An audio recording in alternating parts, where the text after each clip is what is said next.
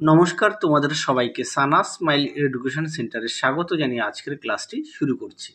আজকে তোমাদের সঙ্গে আলোচনা করব তোমরা যারা অষ্টম শ্রেণীর দ্বিতীয় পর্যায়ক্রমিক মূল্যায়ন পরীক্ষা দেবে, তোমাদের জন্য রায় ও মার্টিন প্রশ্ন বিচিত্র থেকে আজকে সমাধান করে দেখাবো অষ্টম শ্রেণীর ভূগোল বিষয়ে মডেল নাম্বার 1 অর্থাৎ 1 নম্বর স্কুলের ভূগোল বিষয়ে যে সমস্ত ছোট ও বড় প্রশ্নগুলি আছে তার সমস্ত প্রশ্নের উত্তরগুলি সমাধান করে দেখাবো। চলো দেরি না করে মূল বিষয়ে যাওয়া যাক। তার আগে বলি তোমাদের সেকেন্ড ইউনিট টেস্টে দেখো কোন কোন অধ্যায় থেকে কত নম্বরের থাকবে।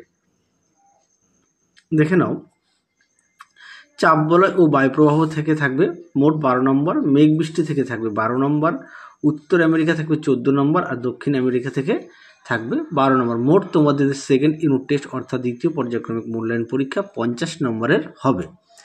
25-এর পরিবর্তে 50 হবে। দেখে নাও, এই নিয়মটা একটুখানি পড়ে নিও তোমরা।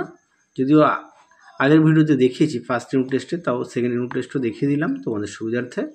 এবার কিন্তু আরও একবার বলি, দ্বিতীয় ইউনিট টেস্ট পরীক্ষা 25-এর পরিবর্তে 50-এ হবে। চলো এবার আমরা মূল বিষয়ে যাওয়া যাক। প্রথমে দেখো কি আছে, শূন্যস্থান পূরণ। একে আছে পৃথিবীর আবর্তনের জন্য যে বল কোনো বস্তুর দিক বিক্ষেপ ঘটায় তাকে বলে কোরিওলিস বল। দুয়ে দেখো, সূর্যের আলো মকর ক্রান্তির রেখার উপর লম্বভাবে পরে ড্যাশ তারিখে, উত্তরটি হবে 21শে ডিসেম্বর। পরবর্তী প্রশ্ন দেখো কি আছে, 3 দাগ দেখো, ঘূর্ণবাতের কেন্দ্রে যেখানে বায়ুর চাপ সব থেকে কম থাকে সেই অংশের নাম হচ্ছে নিম্নচাপ। 4 দেখো, 4-এর পারানা ও প্যারাগুয়ে এই দুটি নদী মিলিত হয়েছে ড্যাশ শহরের কাছে, উত্তরটা লিখবে কোরিয়েন্টিস শহরের কাছে। 5-এ দেখো, দক্ষিণ আমেরিকা পশ্চিমের জলবায়ু শীতল হবার মূল কারণ, উত্তরটা লিখবে লানিনা ও হামবোর্ড স্রোত। পরবর্তী দেখো, 2 দাগের নিম্নলিখিত প্রশ্নগুলি 2-1টি কথায় উত্তর দাও। কি আছে, একে দেখো, পৃথিবীর দ্বিতীয় দক্ষিণতম সক্রিয় আগ্নেয়গিরির নাম লেখো, উত্তরটা লিখবে ওজোস দেল সালাদো। পরেরটা দেখো, 2-এর জাপুরে কার উপনদী, উত্তরটা লিখবে ওরিনকো নদী। 3-এ দেখো, আমাজন অববাহিকার আয়তন কত। 4-এর গধূলি অঞ্চল দেখা যায় কোন ধরনের অরণ্য, উত্তরটা লিখবে নিরক্ষীয় চিরহরিত অরণ্য। পরে দেখো 5-এর সমগ্র পম্পাস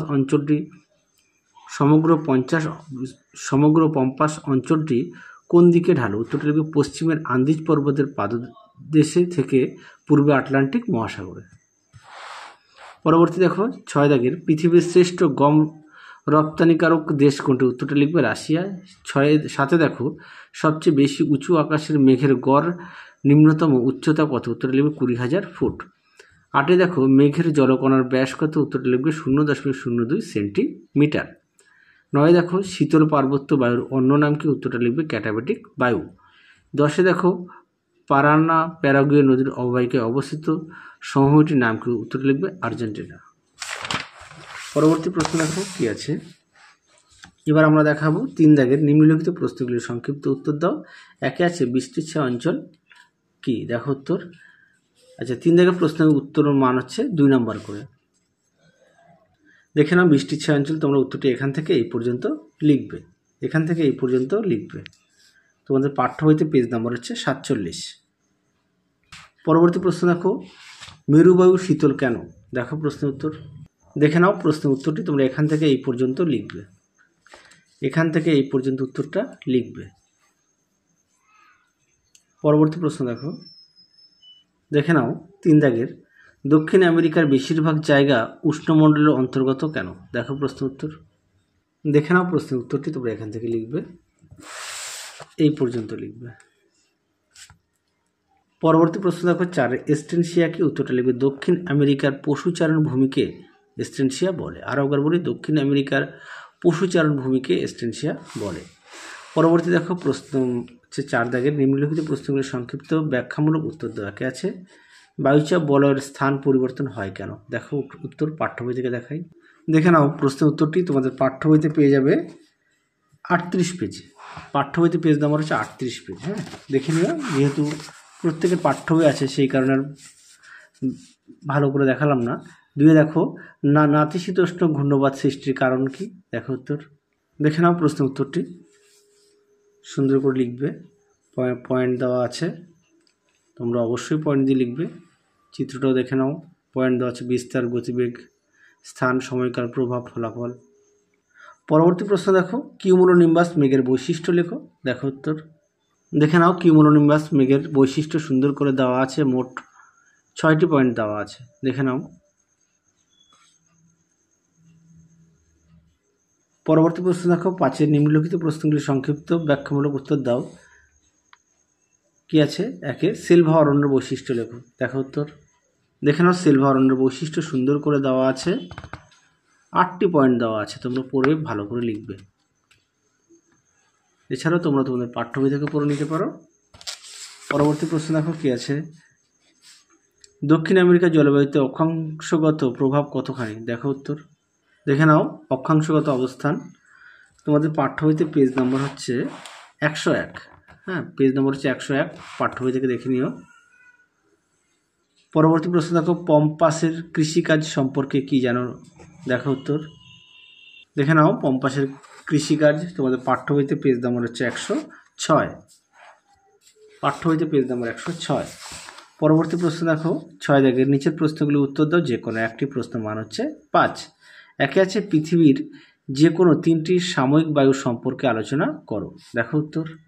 দেখে নাও প্রশ্নের উত্তরটি। প্রথমে সংজ্ঞা দেবে, সৃষ্টির কারণ দেবে, তারপরে প্রথমে 1 দেবে সমুদ্র বায়ু দেওয়া আছে, উৎপত্তি, গতি, চিত্রটা উল্লেখ করবে। তারপরে 2 দেবে স্থলবায়ু, স্থলবায়ুর উৎপত্তি দেবে, গতিবেগ, বায়ুর দেখে নাও প্রভাব দেবে। তারপরে দেবে মৌসুমী বায়ু। হ্যাঁ, দেখে নাও মৌসুমী বায়ুর এই পর্যন্ত লিখবে, আর অবশ্যই চিত্রগুলো উল্লেখ করবে। পরবর্তী প্রশ্ন দেখো, 2 চিত্রসহ পরিচলন ও ঘূর্ণবাদ বৃষ্টিপাত সম্পর্কে আলোচনা করো। দেখো উত্তর। পরিচলন বৃষ্টিপাত সম্পর্কে সংজ্ঞা দেওয়া আছে, সৃষ্টির পরিবেশ দেওয়া আছে, পদ্ধতি দেওয়া আছে, বৈশিষ্ট্য দেওয়া আছে। দেখে নাও, দেখে নাও উদাহরণ সহ এই পর্যন্ত দেবে। তারপরে ঘূর্ণবাদ বৃষ্টিপাত দেবে, দেখে নাও সংজ্ঞা আছে, সৃষ্টির শর্ত আছে, দেখে নাও। অবশ্যই চিত্রটা উল্লেখ করবে, ক্রান্তীয় ঘূর্ণ বৃষ্টিপাত। পরবর্তী প্রশ্ন দেখো, 7 নিচের প্রশ্নগুলি উত্তর দাও, যে কোনো একটি প্রশ্ন মান হচ্ছে 5। 1 আছে দক্ষিণ আমেরিকার পম্পাস অঞ্চলে ভূপ্রকৃতির নদ নদীর জলবায়ু এবং স্বাভাবিক উদ্ভিদ সম্পর্কে আলোচনা করো। দেখো উত্তর। দেখে নাও, তোমাদের পাঠ্য বইতে সুন্দর করে দেওয়া আছে, দেখে নাও, পাঠ্য বইতে পেজ নম্বর 105 পেয়ে যাবে। পরবর্তী প্রশ্ন অর্থাৎ শেষ প্রশ্ন দেখো, 2 দাগে দক্ষিণ আমেরিকা পশ্চিমে পার্বত্য অঞ্চলে ভূপ্রকৃতি এবং পম্পাস সমভূমির বৈশিষ্ট্য লেখো। দেখো প্রথমে দেখব দক্ষিণ আমেরিকার পশ্চিমের পার্বত্য অঞ্চলে ভূপ্রকৃতি। দেখো, দেখে নাও প্রশ্ন উত্তরটি, এখান থেকে লিখবে। দেখে নাও সুন্দর করে পয়েন্ট দিয়ে দেওয়া আছে। পরবর্তী দেখো পম্পাসের বৈশিষ্ট্য, দেখে নাও সুন্দর করে দেওয়া আছে, পম্পাসের বৈশিষ্ট্য সুন্দর করে পয়েন্ট করে দেওয়া আছে। আকৃতি, পশুপালন, কৃষি, তৃণভূমি, অধিবাসী, এই পর্যন্ত লিখবে। তাহলে তোমাদের 1 নম্বর মডেল সেটে যে সমস্ত ছোট ও বড় প্রশ্নগুলি ছিল সমস্ত প্রশ্নের উত্তরের সমাধান করে দেখিয়ে দিয়েছি। তাহলে আজকের মতো এখানেই সমাপ্ত করছি। আবার দেখা হবে খুব শীঘ্রই তোমাদের পরবর্তী ভিডিওতে। তোমরা সবাই সুস্থ থাকো, ভালো থাকো। আজকের মতো টাটা।